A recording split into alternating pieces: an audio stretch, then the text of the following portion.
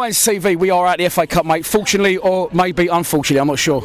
Well, we'll see. I think that will merge amongst itself what we do in the next 5 games. Tough run. If we absolutely cane it in the next 5 games, go, well, maybe we didn't need the replay or need an extra run. If we do cane it, go, well, could we have had the cup run? Hindsight is beautiful.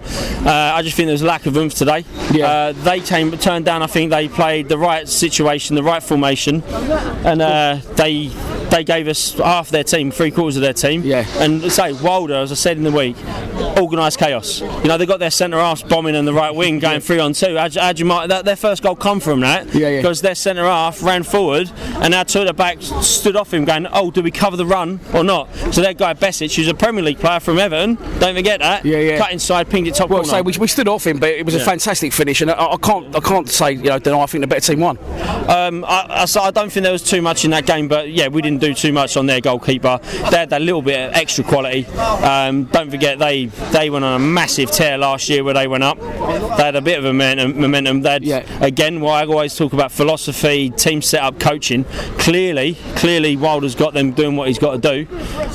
You look at it, I think, do you look at what he's doing and go, right, that's the benchmark now.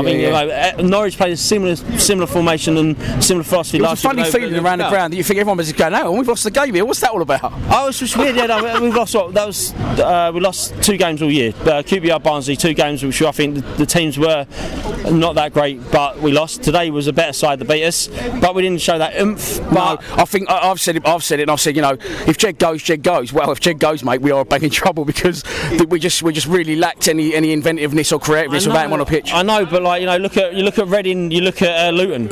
We won those games without Jed playing well, so we can. I think the difference. I think if you're looking at positives, I think James Brown did really well today. Yeah, I thought but he doesn't give you going forward what Romeo can do, because Romeo was an old winger. Yeah. But he was brilliant. When they had him 1-on-1, no one really today, which I thought, I'm allowed to say that on now. I don't know. No one destroyed him today. We'll say that. But going forward, maybe that pass, that cross weren't as good as maybe Romeo can do. Exactly. Now you look at, do we appreciate Romeo a little bit? And I know that I'm going to have a little stare from that over there. And I'm not even going to look that way. But Romeo's came on leaps and bounds, like Murray Wallace has. Billy Mitchell did all right. Okay, you're not going to give you that creativity or incentive pass, but there's a guy behind me that had it.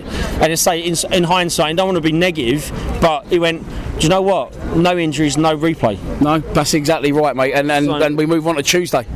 We do. That is a bigger game. He alluded to it in the week.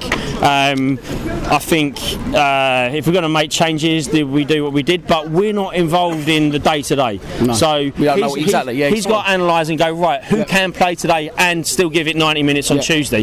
Who's got that natural fitness to be able to pick themselves up and go again? Now, if he's got a few things like, I need to rest players, I need to give them a little bit of a respite, then they didn't play today. Could Jed Wallace go 90 minutes and full throttle and do it again on Tuesday? Maybe that's why he was on the bench. Yeah, I think so. Bradshaw's 110%.